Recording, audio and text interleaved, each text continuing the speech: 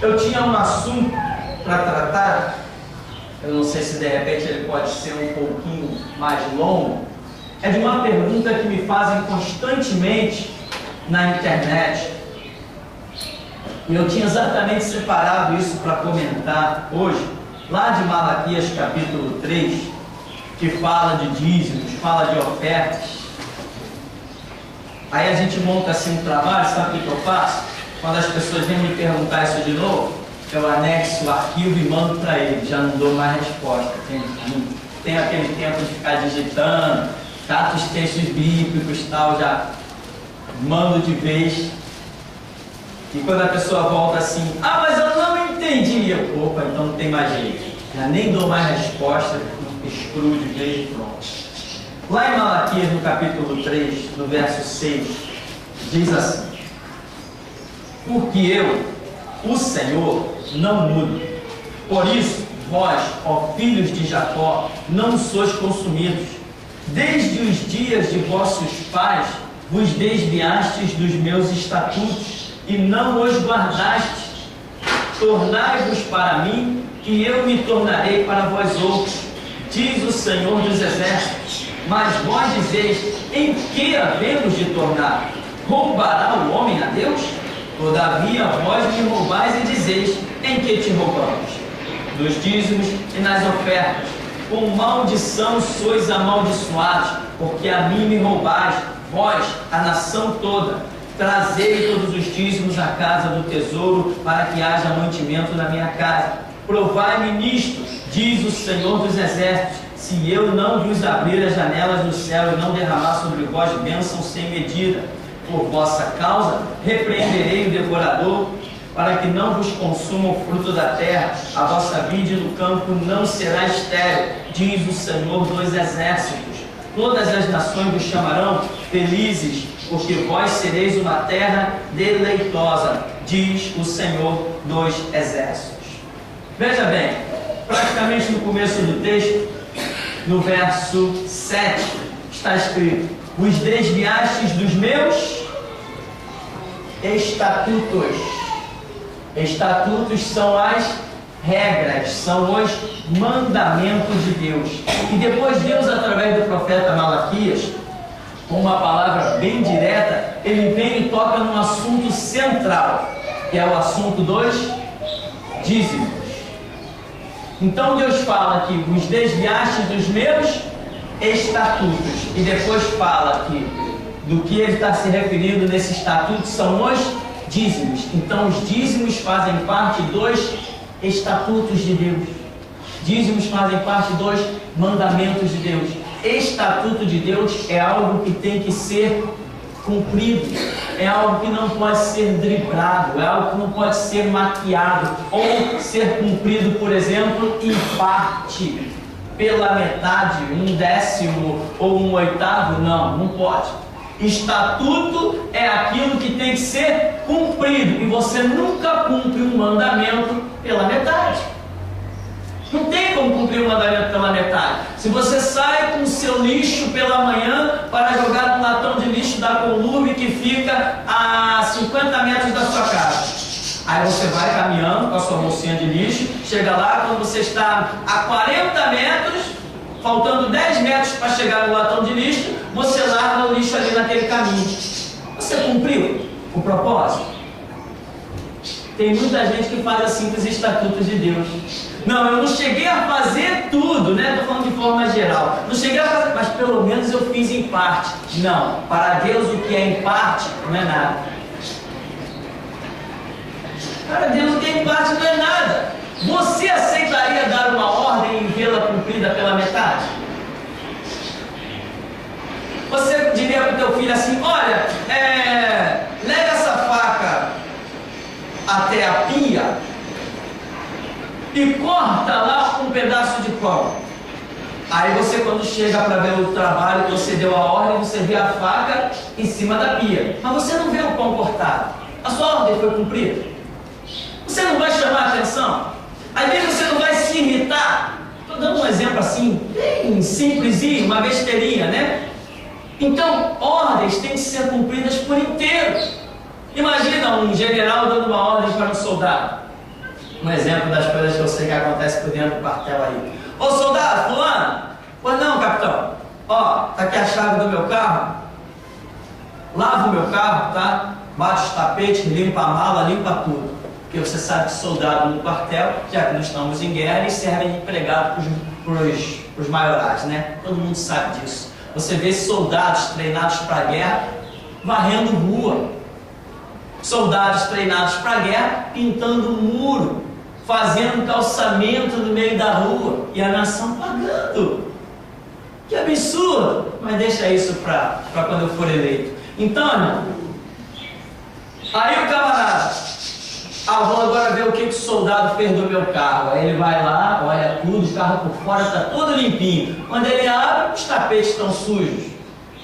No mínimo ele vai dar uma cadeia nesse camarada aí, né? Porque não cumpriu a ordem dele. Uma ordem cumprida pela metade é uma ordem que não foi cumprida. Assim também, né? Você já viu assim uma pessoa, aquelas pessoas que dizem assim: não, eu não chego a dar o dízimo não, mas eu dou uma oferta. Fique com a sua oferta para você. Não pense que vai comprar Deus. Quando ele diz trazer os dízimos, ele disse dízimo. Se você quer dar esmola, vai dar na igreja católica, vai dar na universal. Mas para Deus, não, para Deus não. Ou tudo ou nada. Não, pastor, mas esse mês eu me apertei, esse mês não deu para dar o dízimo. É mesmo? Então tá, então esse mês também não dá para Deus tocar na sua vida. Segue seu caminho. Não dá para cumprir o estatuto pela metade. Essas são as perguntas que muita gente me faz na internet. Por exemplo, pastor, eu fiz um propósito com Deus de usar o meu dízimo para dar esmola para os pobres, para comprar folheto, para isso, para aquilo outro. Eu fiz esse tratado com Deus. Tá bom, você fez o tratado com Deus, então Deus anulou a palavra dele. Em que tratado ele fez contigo?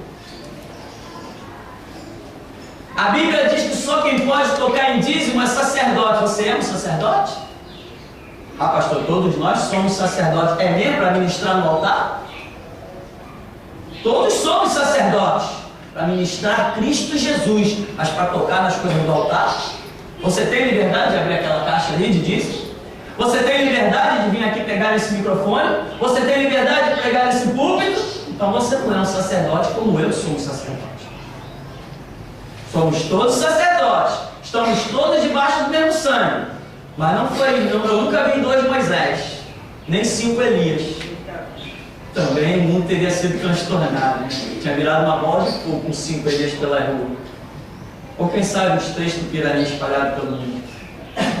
Então, meu irmão, presta atenção. O estatuto ele tem que ser cumprido por inteiro. Alguém já me perguntou aqui nesse lugar: não, mas se eu ver alguém necessitando de uma esmola, eu estou caminhando para a igreja, eu estou com o dinheiro do dízimo no meu bolso, eu vejo uma pessoa pedindo esmola, eu não posso tirar 10 reais daquele dízimo, 15, 20 reais e dar para aquela pessoa? Não. Depende. Você é um sacerdote com autoridade para mexer naquele dízimo? Se fosse eu poderia, mas você pode? Se fosse eu poderia. Eu tenho autoridade para mexer nos dízimos que você tem. Mas eu vou deixar a pessoa morrer da fome? Meu irmão, não sei o que você vai fazer. Mas o dízimo, a Bíblia diz que tem que ser administrado pelo sacerdote que ministra no altar.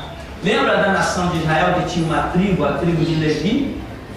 Deus repartiu terras para todo mundo. A tribo de Manassés, a tribo de José, a tribo não sei de que. Todas as tribos tinham as suas possessões. E a tribo de Levi? Não tinha terra. Senhor, nós vamos ficar sem terra? Vocês vão administrar o dízimo.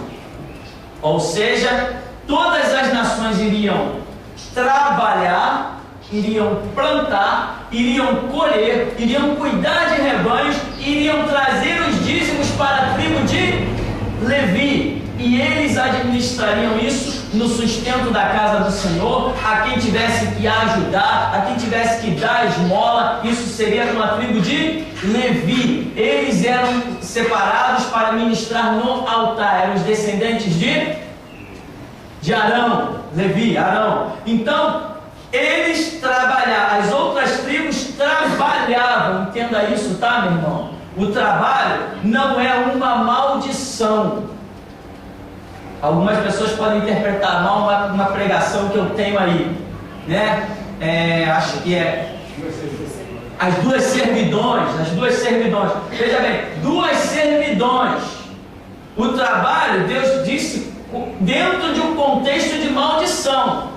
Mas mesmo dentro de um contexto de maldição, em se tratando do cumprimento de uma ordenança de Deus, é bênção.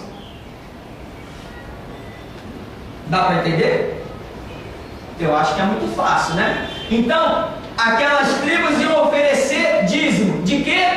Do seu trabalho, do seu suor, do calejar das suas mãos. E com este trabalho, com esse calejar abençoado por Deus, Deus iria usar a tribo de Levi para sustentar outros que não tinham terras, não tinham possessões, que estavam passando por dificuldades. Ia usar para administrar o louvor de Deus, confeccionar instrumentos, ornamentar a casa do Senhor. Tudo isso fazia parte.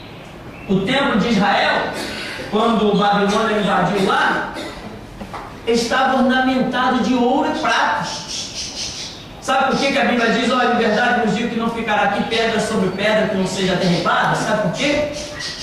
Em cada passagem dos tijolos tinha ouro. Os romanos, quando invadiram Jerusalém para derrubar o templo, eles com um punhal quiseram pegar aquele ouro. Então, para pegar o ouro que estava entre os tijolos, eles tiveram que derrubar todas as pedras. Aí Jesus, sabendo disso, disse assim, não ficará aqui pedra sobre pedra que não seja derribada. Porque ele sabia que os inimigos viriam e iam querer pegar o ouro que estava entre os tijolos. Não sobrou nada. Então, meu irmão, um mandamento, outra coisa. Nós vemos Deus dizendo assim, com maldição sois amaldiçoados. Pelo que nós vemos aqui a Bíblia dizer, já nos dá a entender que dízimo era uma questão antiga. Porque Deus vem cobrando, Deus não está a partir daqui criando um mandamento, olha, a partir de hoje, vós me trareis o dízimo. Não, Deus está dizendo assim, vocês têm me roubado, porque não têm entregado o dízimo. Então vocês são amaldiçoados. Deus nunca amaldiçoa uma pessoa se ela não estiver transgredindo os seus mandamentos. Pois a Bíblia diz que a maldição sem causa não virá. E só existe uma causa de maldição, que é a quebra de um mandamento. Se não existir quebra de mandamento, não existe causa para a maldição. Aí muita gente diz assim, mas no Novo Testamento, nós não vemos Jesus falar de dízimo e oferta. Bom, eu vejo e vejo muito. Eu vejo Jesus, eu vejo Pedro, eu vejo Paulo, eu vejo Tiago, eu vejo João, eu vejo todos eles falando disso o tempo todo. Mas, se algumas pessoas não identificam, eu costumo mostrar o seguinte, eu costumo fazer uma cruz e dizer, aqui está o Antigo Testamento e aqui está o Novo Testamento. Nós temos que examinar o que passa pela cruz de Cristo e permanece, e o que não passa pela cruz de Cristo, o que é detido. Um grande exemplo que eu uso é o sábado. Nós vemos o sábado chegar na pessoa do Senhor Jesus e ele, com 1000 argumentos, rejeitar, condenar as atitudes dos judeus, e Jesus autoriza os seus discípulos a curarem no sábado, a trabalhar no sábado, e diz que o sábado foi feito para o homem, não o homem para o sábado, e diz, olha, aqui está alguém que é maior do que o sábado. Ou seja, eu entendo que Jesus fez coisas no sábado e me autorizou. Então no Novo Testamento eu não guardo sábado, não guardo dia nenhum, nem domingo, como muita gente pensa, né? Eu não guardo domingo, eu não guardo dia nenhum. Eu uso todos os dias para louvar e engrandecer ao meu Deus. Agora, os dízimos. Nós vemos que os dízimos chegam até a cruz de Cristo, e Jesus vê no Novo Testamento uma mulher viúva, que ela dá 2 moedinhas no gasofilácio. Alguém diz assim, essa mulher é tão pobre, ela não podia dar mais? Só essas 2 moedinhas? Aí Jesus aparece no meio da multidão e diz assim, ela deu mais. Muita gente deu do que sobra. Não quer dizer que Deus não tenha aceitado, mas Deus sobra. Deu do que não vai fazer a mínima diferença. Tem gente que dá R$1.000 de oferta para a igreja Ele tem 10 mil para viver um mês dele. O que são aqueles R$1.000? Não faz a mínima diferença. Mas Jesus diz assim, essa mulher, ela é viúva e ela deu do sustento dela, daquilo que ela ia precisar para passar o dia dela, para passar o tempo dela, para passar o mês dela. Ela deu do seu sustento, então ela deu mais. Por quê? Porque não é a quantidade, mas a qualidade. Não foi a quantidade, foi a qualidade. Enquanto pessoas podem hoje ofertar para a igreja R$10.000, aí pastor, toma aí R$10.000, mas o camarada tem R$1 milhão no banco. O que são R$10.000 para quem tem R$1 milhão? Numa sociedade dessa? Tem pessoas que para chegar e dar na igreja R$10 é um sufoco. É um sufoco. E eu sei muito bem o que é isso. Eu sei muito bem o que é isso. Cumprir ali o dízimo e dizer, Senhor, tu tens que prover. E até aqui me ajudou o Senhor. Então, meu irmão, não ouses enganar a Deus com metade, nem com nada disso. Então eu vejo Jesus, que poderia ter dito, naquela oportunidade, com aquela viúva pobre, necessitada, Jesus poderia ter saltado no meio da multidão e ter dado uma palavra contrária. Jesus poderia ter dito assim, ô mulher, estão reclamando aí que a tua oferta é pequena? Olha, vocês estão falando da oferta dela, ela nem tinha que dar nada. Eu estou destituindo a questão do dízimo, eu estou destituindo a questão das ofertas, ela não precisava dar nada. Ao contrário, Jesus, pelo que eu entendo, ele disse, ela deu, tinha que dar mesmo, e ela é bem-aventurada, porque ela deu o seu sustento. Então, meu irmão, eu vejo os dízimos chegarem à cruz de Cristo e atravessar para o Novo Testamento. Paulo colheu ofertas e dízimos de várias igrejas para sustentar outros ministérios. Ele até exalta o pessoal de Tessalonicenses, foi um pessoal que contribuiu grandemente para sustentar outros irmãos. Então, Jesus, com a sua vida, não cancela as ofertas e os dízimos, ele dá continuidade. Pastor, tudo que vier na mão da gente tem que dar o dízimo. E se a pessoa toma um dinheiro emprestado, daquele dinheiro emprestado tem que tirar o dízimo também? Veja bem, a questão do dinheiro emprestado, sabe que foi muito bom a gente tocar nesse assunto? Agora Deus vai falar com algumas pessoas nesse contexto.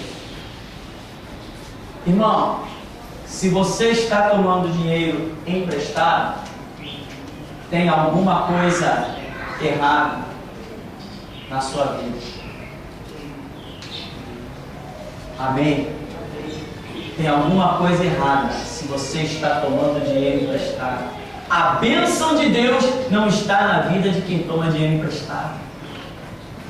Está faltando aí, não sei, uma administração, uma prudência nos gastos, uma vigilância, né? Eu conheci um irmão que o filho dele chegava assim, pai, me dá dinheiro para comprar um chiclete. Dava R$10 na mão do filho, o moleque saía com R$10 para comprar chiclete, comprava um monte de bala, depois ele nem queria saber de troco, ganhava bem, tinha 2 farmácias. Depois ficou sem nada e valorizava R$10 mais do que qualquer outra coisa. Entende? Mas quando tinha carro, tinha casa, tinha tudo isso, o filho disse, pai, me dá R$10 para me comprar um chiclete ali, me dá dinheiro para me comprar um chiclete. Ele puxava R$10 e dava na mão do filho para o filho comprar um chiclete de 50 centavos. Não queria nem saber do troco. Está querendo fazer gracinha para quem? Está querendo dizer que tem dinheiro? Está querendo se exibir na frente dos outros irmãos? Está querendo o quê? Irmão, nós suamos o mês todo para conquistar no final o salário. Nós temos que saber valorizar isso. Tem gente hoje que gasta uma fortuna com Coca-Cola, além de destruir a sua saúde, está jogando dinheiro pelo ralo. Já fiz cálculos aqui com alguns irmãos que chegam a gastar R$200 por mês de Coca-Cola. Você sabe o que é uma mensalidade de R$200 com Coca-Cola? Daqui a pouco vai pedir dinheiro emprestado.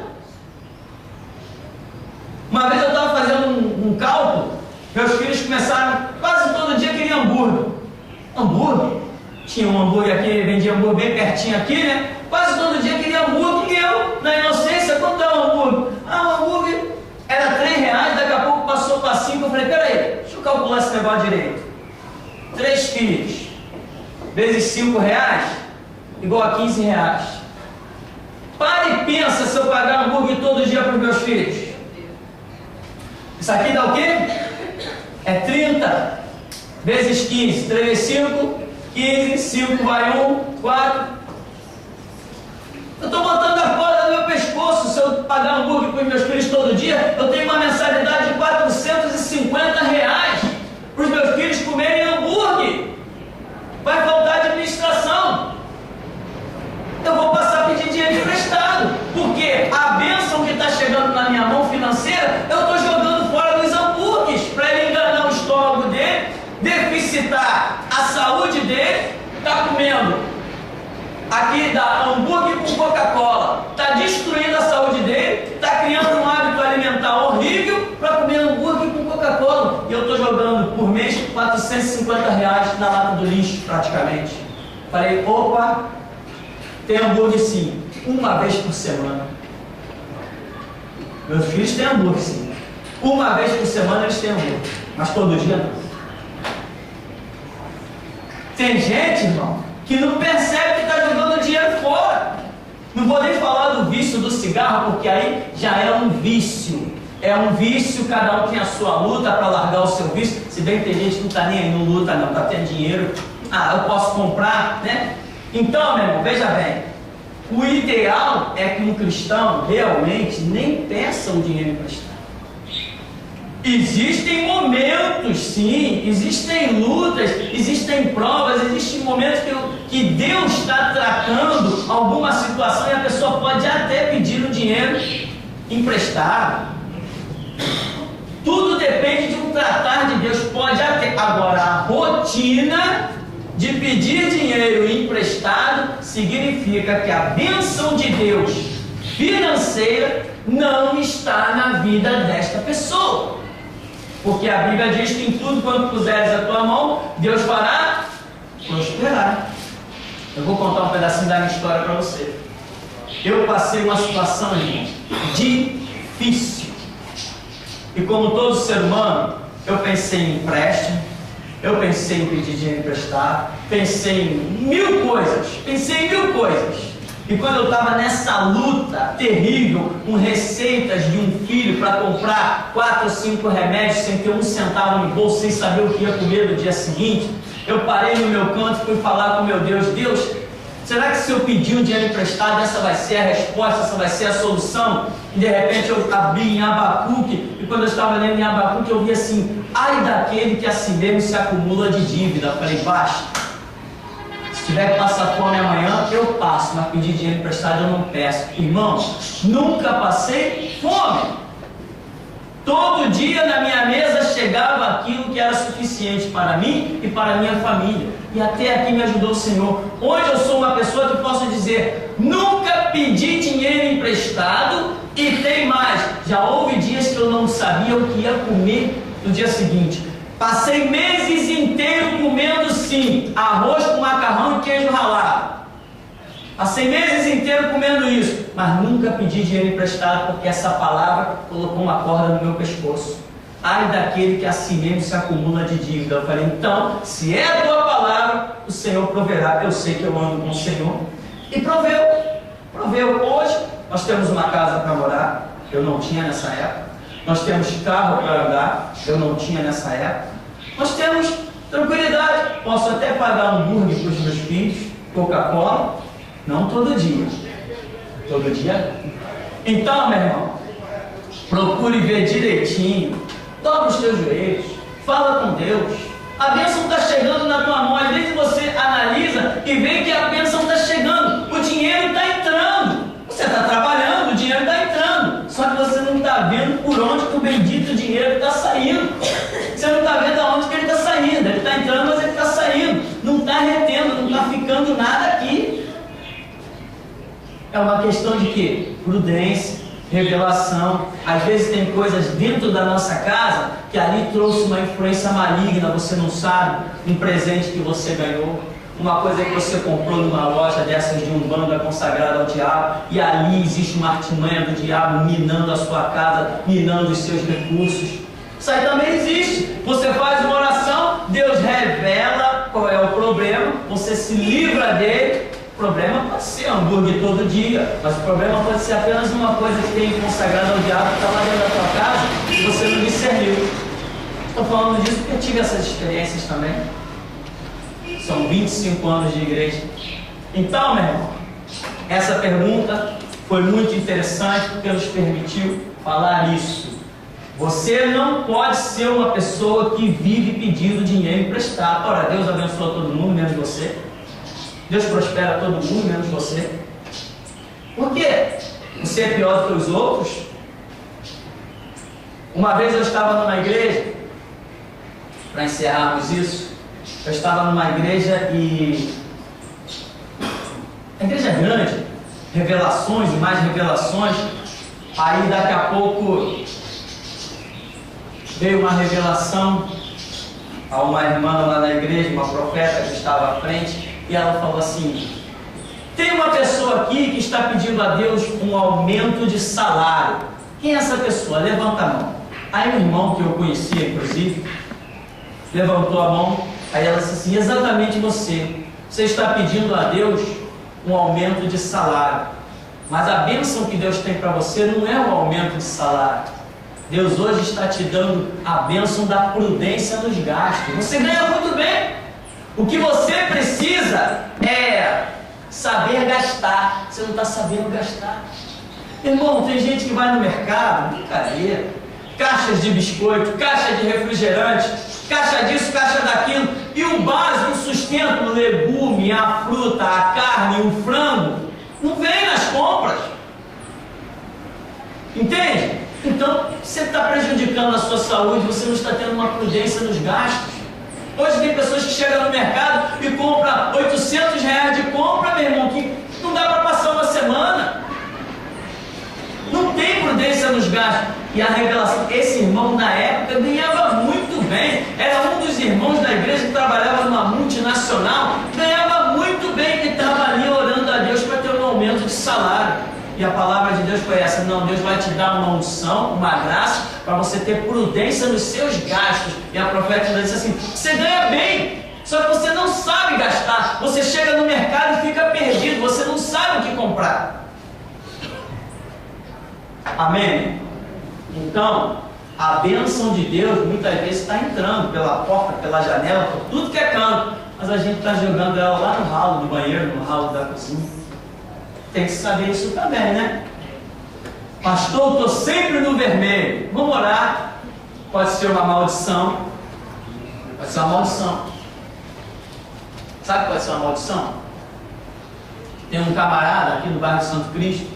Esse camarada está envelhecendo sem conseguir um emprego. E ele está debaixo de maldição. Eu sei que ele está debaixo de maldição. Pediu, fez uma tramóia com uma pessoa e o cara era crente. E o cara fez uma oração: enquanto não te arrependeres, tu vai sempre viver no vermelho. Esse camarada nunca conseguiu um emprego. Todo dia eu passo por ele e ele não consegue um emprego. Tudo que é porta que ele abre é fechada. Ele vive na dependência de quem dê a ele um prato de comida. Porque ele fez uma tramóia com o crente. E o camarada entregou ele na mão de Deus. Enquanto ele não manifestar arrependimento, a maldição não será quebrada. Se você não está vivendo uma maldição, vamos orar. Pode ser uma coisa com influência maligna que esteja dentro da sua casa. Pode ser, o que mais que eu falei há pouco? Pode ser que você não tenha prudência dos seus gastos, né? Tem gente que todo dia está no restaurante. Irmão, nós não vivemos numa sociedade para todo dia estar no restaurante. Não, pastor, mas eu detesto cozinha. É mesmo? Por que casou? Não sabia que mulher casada vai para a cozinha? Mulher solteira dá seu jeito, mas mulher casada tem que ir para a cozinha. Ainda mais depois que nasce os filhos. Já pensou? 3 filhos nas costas. Vou para o restaurante. Você tem dinheiro, você tem. Se você gastar, vamos dizer, R$30, que é bem mais, R$30 por dia no restaurante, você já tem uma mensalidade aí de 300. Isso é o mínimo do mínimo. Pastor, pode ser também negociando dízimo, né? Quando não estiver que esse mês eu vou gastar, depois eu te dou. Ah, sim, negociar com Deus é legal. Eu imagino Deus assim, sentado numa banquetinha. Próximo! Bom, Senhor, eu tinha um negócio para fazer com o Senhor aí. Eu queria esse mês, eu vou fazer só isso aqui. E mês que vem a gente acerta. Imagina, um Deus soberano, onipotente. Ah, pastor, mas Deus não está preocupado com dinheiro.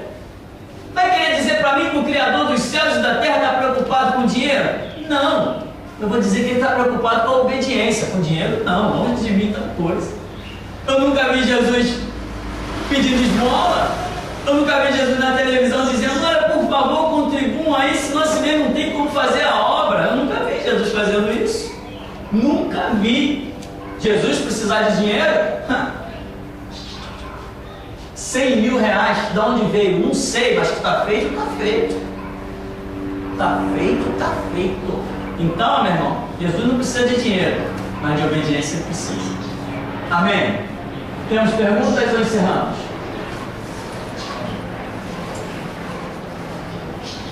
Pastor, cada pergunta é minha.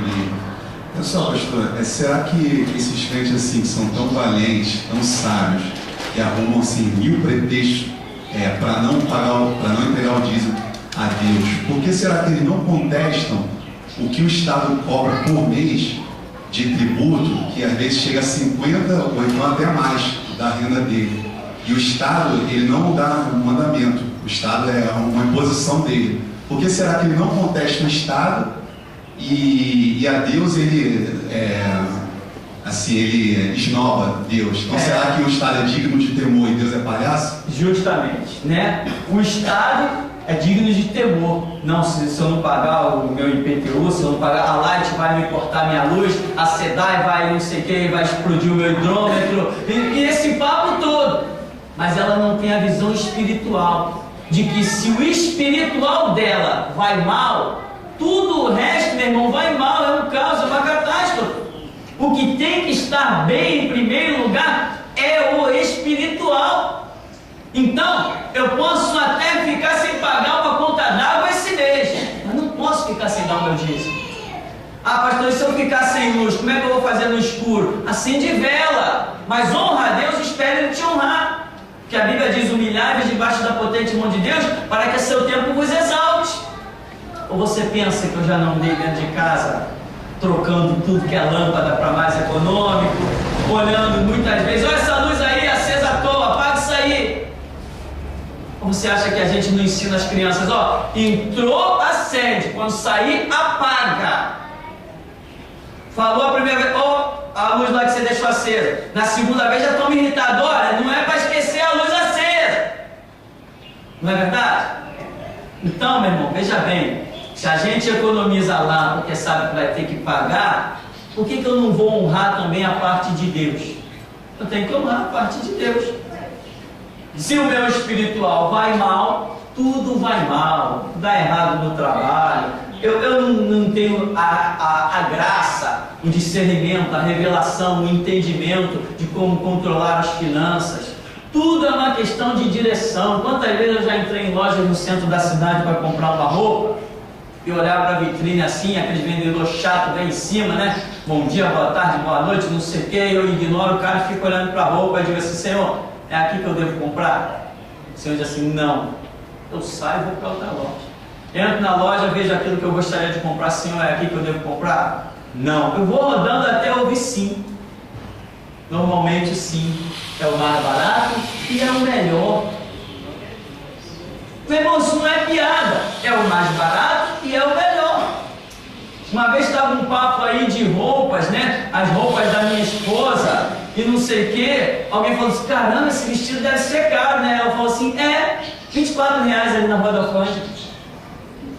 Mas uma esposa de pastor vestindo um vestidinho de R$24? Que horror! Né? Fazer o quê? Pastor, quanto custou a sua calça? Essa calça aqui? R$17. Quer ir lá comprar uma? Tomar um vestido? Essa aqui não, essa aqui foi presente. A camisa aqui foi presente. Então, meu irmão, e eu glorifico a Deus pelos presentes que eu ganho. Que eu tenho de camisa lá que foi presente, meu irmão, cinto. Porque eu vivo de quê? Eu não vivo do ministério. Se eu ganho presente, é recurso que vai ficando lá para usar em qualquer momento que for necessário. Ou você acha que os recursos que sobram no ministério em cada mês, eu jogo eles pela janela? Não, nós temos uma conta poupança aonde todo mês fechamos as contas, pagamos tudo, sobrou, deposita lá. Se precisar, a gente pega. Se não precisar, deixa lá na hora que Deus dá ordem, faz uma obra. A gente sabe de onde mexer. O gasto aqui no ministério, eu controlo o ministério como se estivesse controlando a minha própria casa. Eu nunca gasto mais do que aquilo que eu recebi. É por isso que eu sempre digo, nós não devemos nada a ninguém, nós não temos nenhuma dívida. Por quê? Porque eu só gasto daquilo que eu tenho. Eu não me endivido, porque a Bíblia me adverte. Ai daquele que acima se acumula de dívidas. Nós temos aquela ocasião em que Jesus adverte aos que dizimavam comigo e doendo, que o mais importante seria eles exercerem misericórdia. Ora, para bom entendedor, né? Se o mais importante é exercer misericórdia, Jesus está querendo dizer que é importante sim dizimar o comigo, dizimar, no caso, em outras palavras, Jesus dizer isso. Olha, o mais importante é exercer misericórdia.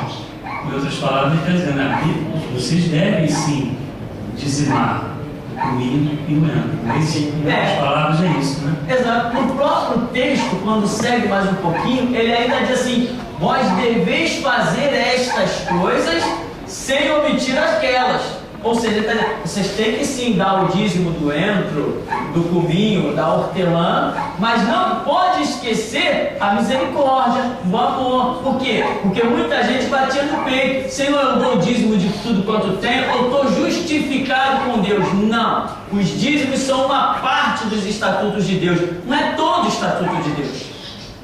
A Bíblia, o Evangelho é muito complexo, né? São vários detalhes, várias situações. Então, eu não sou justificado por uma atitudezinha, né? Nem tem gente que, no tempo da Igreja Batista, eu ouvia pessoas dizerem assim: não, eu já fui na igreja esse domingo, dei até o meu dízimo, já fiz a minha obrigação com Deus. Aí Isaías diz assim: miserável, quem pediu que você viesse pisar nos meus atos? Quem te chamou aqui? O camarada acha que comprou Deus porque deu um dízimo. Isso aí não sabe nem o que é reino de Deus. É uma colocação do Luiz Fernando lá de Blumenau. Ele diz assim: quando financiamos um carro, pagamos um monte de juros, mas tem hipócritas que não pagam dízimo, mas pagam vários impostos. Exato, né? As pessoas pagam juros em carro e um monte de coisa, mas as coisas de Deus a pessoa abandona. Ela é como se Deus não estivesse aqui para cobrar. Deus está aí para cobrar, meu irmão, e não só para cobrar. Principalmente o objetivo de Deus é abençoar. Quando Deus determinou que abriria a janela do céu e criou a questão do dízimo, o objetivo dele foi abençoar, porque Deus não está cobrando alguma coisa de alguém que não tenha. Se você não tem um emprego, não tem uma renda, Deus está cobrando teu dízimo? Não está cobrando. Deus é justo. Agora, Ele vai te abrir as portas do emprego, Ele vai te abrir as portas da prosperidade. Quer ver você honrar a palavra dele? Quanto mais você honra a palavra dele, mais você prospera. Irmão, na minha época, uma vez eu estava para sair de uma empresa. Nessa empresa, olha, isso tem 15 anos atrás. E nessa empresa, o meu dízimo era correspondente a R$40. Mas a igreja onde eu estava nessa época era uma igreja bem humilde e precisava. Então eu não dava aqueles R$40. Eu dava como dízimo R$50. Era me esgotando, sabe? Eu era solteiro na época e eu falei: o que eu tiver aí, o que eu puder dar, eu vou dar. Na minha ali, chegava lá e ofertava. Nunca falei nada com o pastor, nem o pastor tem satisfação do meu dízimo, não. Exatamente como é aqui. Eu não sei quem dá dízimo, nem quem deixa de dar. Não tem envelope, não tem livro de ouro, não tem nada dessa palhaçada para ninguém assinar, porque a mim não me interessa. Não é a minha palavra que cobra dízimo, é a de Deus. Não sou eu que vou abençoar ninguém, é Deus. O compromisso é dele, a honra é dele. Então, uma vez eu estava para sair da empresa e eu fiquei preocupado. Olha a minha preocupação. Eu falei: caramba, a igreja está precisando desse meu dízimo. Se eu sair da empresa, se eu ficar desempregado agora, a igreja vai passar necessidade para pagar um aluguel, para as coisas que faz. E eu fiquei preocupado, fiquei orando, colocando aquele negócio na mão de Deus durante um tempão. Entende? Até que chegou mesmo a hora de eu sair daquele emprego. Quando eu saí, graças a Deus, a igreja já estava em outro nível, já não estava dependendo daquela minha oferta, já conseguia pagar o aluguel dela. Então, eu tinha essa preocupação. Mas tem gente que não tem essa preocupação. Pastor, nessa passagem de Mateus 23, Jesus esculachando aos fariseus, essa passagem, assim, no início, assim, para mim parecia ser mais clara em relação ao dízimo. Jesus ali deixa bem claro, né? Você tem que fazer essas coisas sem omitir aquela. Sim. Sim. Eu já ouvi alguns argumentos de algumas pessoas dizendo em relação a essa passagem explicitamente, que Jesus, né, viveu no tempo da lei. Então ele estava cumprindo a lei, porque o dízimo é do Antigo Testamento. E citam aquela passagem de Jesus como leproso e manda ele oferecer um sacrifício para testemunha, dizendo que Jesus viveu sobre a lei. Só que o que Jesus ensinou, pelo menos isso que eu entendi, como ele falou lá, né? A lei durou até João. De João em diante está sendo pregado o Evangelho. Então o que Jesus ensinou não é lei, é o Evangelho. Então, no caso, quando ele ressuscitou e dizia que todo mundo pregar o Evangelho, foi o que ele ensinou, e não o que ele ensinar dali para frente. Sendo que, assim, eu até pedi para o senhor, assim, em relação a essa questão de Jesus viver pela lei, não só em relação ao dízimo, mas essa questão de Jesus viver, Jesus ser o cumprimento da lei, em relação a ele dar algumas palavras que, assim, dá a entender de que ele está tratando em relação à lei, quando ele diz na própria passagem de Mateus 23, quando ele fala, né, fazei o que eles fazem, o que eles mandam, mas não os imiteis, né? No caso, nós fazemos ele estava imitando, estavam ensinando a doutrina de homens e tal. Exato, Carlos. O que acontece é o seguinte: tem conceitos na lei, conceitos que iriam permanecer no Novo Testamento, né? Então esses conceitos do Antigo Testamento é aquilo que Jesus não se preocupa em dizer, olha, não faz isso aí não. Por exemplo, o sábado é um conceito que ele não ia querer no Novo Testamento. Jesus foi radical contra o sábado, chegou a chamar os homens de hipócritas. Vocês hipócritas, se vocês tiverem um boi e no dia de sábado ele cair numa cova, vocês não iam lá tirar eles? Porque o boi tem valor financeiro. Então, vocês são hipócritas. Quanto mais vale um homem do que um boi. Então é lícito curar no sábado, é lícito fazer o bem no sábado. Jesus está acabando com o sábado. Agora, tem conceitos que Jesus diz assim, olha, fazei o que os fariseus... Na cadeira de Moisés estão os escribas, estão os fariseus. Fazei o que eles dizem, fazei o que eles ensinam, porque na cadeira de Moisés só poderia sair o quê? A palavra de Deus. Na cadeira de Moisés só pode fluir a palavra de Deus. Jesus falou assim, faz o que eles dizem, ou seja, os conceitos da palavra iriam atravessar para o Novo Testamento. Não atravessaram? Não matarás, está escrito onde? No Novo Testamento, não vale. No Antigo Testamento, não vale para o Novo. Não adulterarás, não vale para o Novo. Não dirás falso testemunho, não vale para o Novo. Não cobiçar as coisas do teu próximo, não vale para o Novo. Então tem conceitos da cadeira de Moisés, muito em especial o Antigo Testamento, aquilo que Deus recebe no Monte Sinai e na administração do povo. Tem conceitos ali que iam continuar valendo no Novo Testamento. Então Jesus não se opôs a isso. Olha, faz o que eles ensinam, mas não anda de conformidade com as suas obras. O que seriam as obras?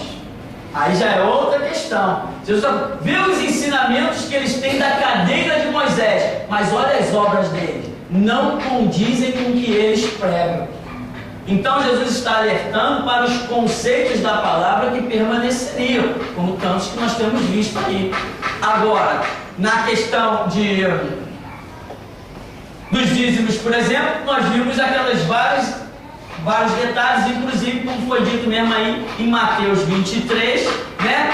Jesus está mostrando, vocês devem fazer estas coisas, os dízimos, sem omitir aquelas. Então, várias vezes que Jesus está falando de conceitos do Antigo Testamento, nós conseguimos detectar, observando que depois das coisas serem provadas na cruz de Cristo, algumas delas não ultrapassam, como o sábado, por exemplo, outras, porém, vão adiante e continuam servindo como conceitos de vida também no Novo Testamento. Isso é o que nós vemos redundantemente.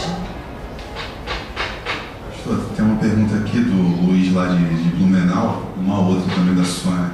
Ele pergunta assim, é errado guardar dinheiro no seu conhecimento bíblico? Não, se tiver alguém lá sobrando e quiser guardar, pode mandar para mim, né? Pode mandar que eu guardo para ele, né? Como é o nome dele? Luiz Fernando. Se estiver sobrando aí, manda que eu guardo para você. Aí, pastor, tem uma colocação do Felipe, lá de Caxias, ele fala assim, pastor, muitas pessoas dizem que dízimo não é dinheiro e ficam fazendo comparações de antigamente, quando os dízimos eram dados de ervas. Enfim, a pessoa fica tentando dar uma volta em Deus. Nós vamos encerrar aqui, né? O que acontece? Naquela época não existia dinheiro, né? O dinheiro começou depois de certo tempo a aparecer. Primeiro começou, era um pedaço de prata, tinha o seu valor.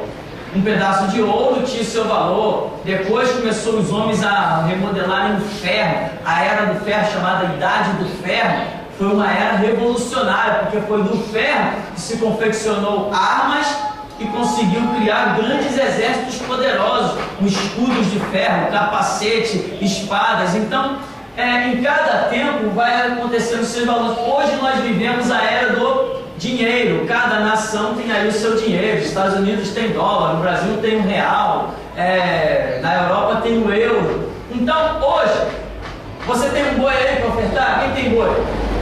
Não tem boi. Você tem os pães de cevada para ofertar? Não tem. Você tem um carneiro? Não. O que você vai ofertar então? Se você ofertasse um boi hoje, o que eu ia fazer com ele? Eu ia botar ele aonde?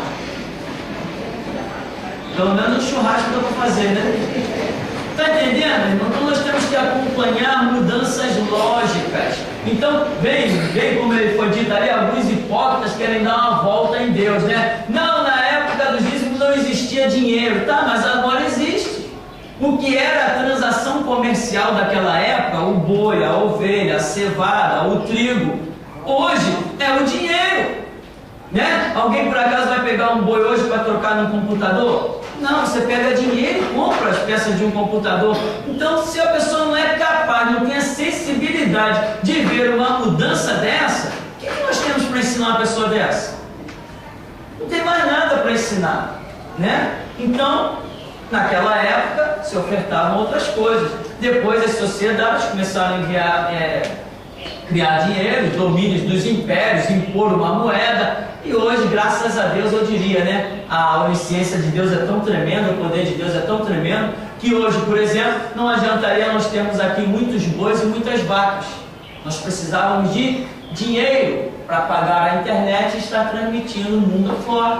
Precisávamos de dinheiro para montar um computador. Então, o sistema capitalista, essa parte financeira, é muito boa para hoje nós concluirmos os projetos da igreja. Amém? Vamos ficar por aqui então, agradecer a Deus.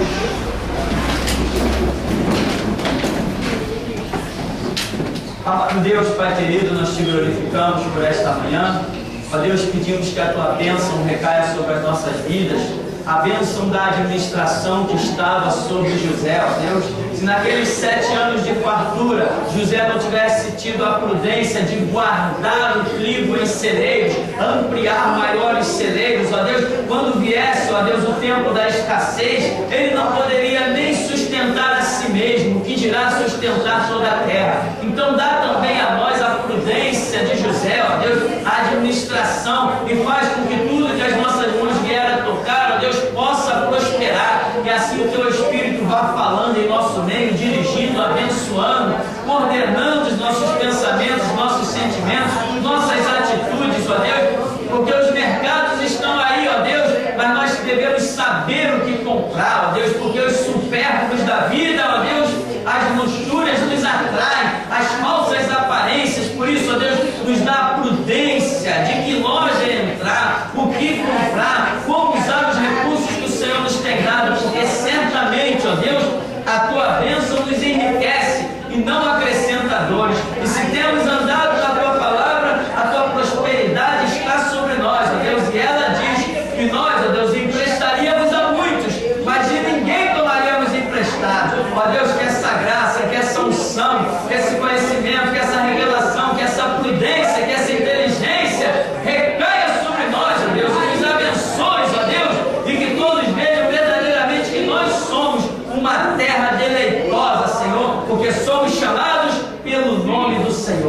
Assim nos dá a tua graça, nos abençoa nesta manhã, em nome de Jesus. Amém. Amém, irmãos.